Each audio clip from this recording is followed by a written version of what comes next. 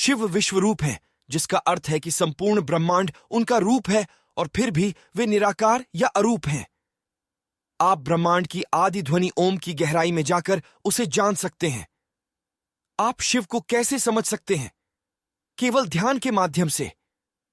शिवरात्रि से जुड़ी एक सुंदर कथा है। एक बार ब्रह्मांड के निर्माता ब्रह्मा और ब्रह्मांड के संरक्षक विष्णु दोनों शिव के विस्तार को जानना चाहते थे।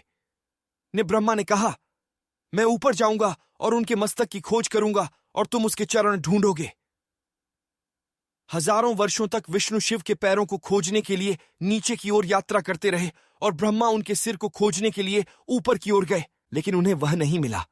अंततः वे दोनों मध्य में मिले और कहा कि वे भी उन्हें नहीं खोज सके। शिव का कोई आरंभ और कोई अंत नहीं है। शिव में संपूर्ण सृष्टि समाहित है और सृष्टि विरोधों से भरी है। एक ओर उन्हें श्वेत वस्त्रधारी माना जाता है और दूसरी ओर वे कृष्ण वर्ण के हैं, अर्थात काले हैं। वह ब्रह्मांड के भगवान हैं और फिर भी उनके पास वस्त्र या आभूषण का एक टुकड़ा भी नहीं है। वह एक तरफ रुद्र या भयंकर हैं और दूसरी तरफ भोलेनाथ या सबसे निर्दोष हैं।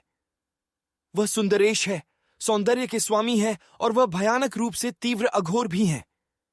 शिव तत्व में सुंदर नृत्य की गतिशीलता और ध्यान की शांति, अंधकार और प्रकाश, भोलापन और बुद्धिमत्ता, उग्रता और करुणा सब समाहित है। मृत्युंजय मंत्र यानी मृत्यु पर विजय का मंत्र, शिव का मृत्युंजय मंत्र वैदिक परंपरा में सबसे प्रतिष्ठित मंत्रों में से एक है। मृत्युंजय का अर्थ है मृत्यु पर विजय। आत्मा की कोई मृत्यु नहीं है, यह एक शरीर से दूसरे शरीर में जाती है। मृत्युंजय का अर्थ है क्षणभंगुर पर मन की विजय और शाश्वत की ओर बढ़ना। जब मन को यह एहसास होता है कि मैं शाश्वत हूं, मुझ में कुछ ऐसा है जो बदल नहीं रहा है, फिर कोई भय नहीं रहता। भय मृत्यु के लक्षणों में से एक है। जब आप भय पर विजय प्राप्त करेंगे, तब नाशवान के साथ पहचान की लघु मानसिकता पर विजय प्राप्त कर लेंगे और अविनाशी की ओर बढ़ेंगे। हम इन दोनों का मिश्रण हैं। हमारी आत्मा अविनाशी है और शरीर नाशवान है। अक्सर हमारा मन नाशवान से जुड़ा होता है और उसे लगता है कि वह मर रहा है। मृत्युंजय मंत्र हमारे मन को सीमित पहचान से असीमित पहचान की ओर ले जाता है।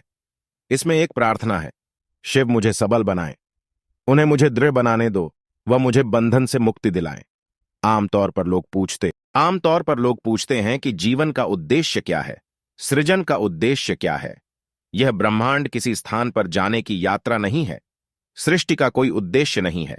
यह मात्र चेतना का एक खेल और प्रदर्शन है। जैसे नर्तक और नृत्य अलग नहीं हो सकते, वैसे ही सृष्टि और रचयिता दो अलग वस्तुएं नहीं हैं। इस सत्य को नटराज, शिव के रूपों में से एक के रूप में दर्शाया गया था। नटराज स्वयं चेतना है। उनमें 5 तत्वों को दर्शाया गया है। चेतना का नृत्य संपूर्ण ब्रह्मांड है। यह ब्रह्मांड संघर्ष या कष्ट नहीं दे रहा है। यह हर क्षण उत्सव मना रहा है। यह आनंद है। जो यह नहीं जानता वह दुखी होता है, निराश होता है, पीड़ित होता है। जो यह जानता है कि यह संपूर्ण सृष्टि एक नृत्य है, उसे आनंद मिलता है। यह सत्य शिव तत्व है। चेतना की चौथी अवस्था है शिव तत्व। शिव को अनुभव करने का प्रयास न करें। आपको बस उस पल में मौजूद रहना है और निश्चिंत रहना है। शिव तत्व पहले से ही वहां मौजूद है।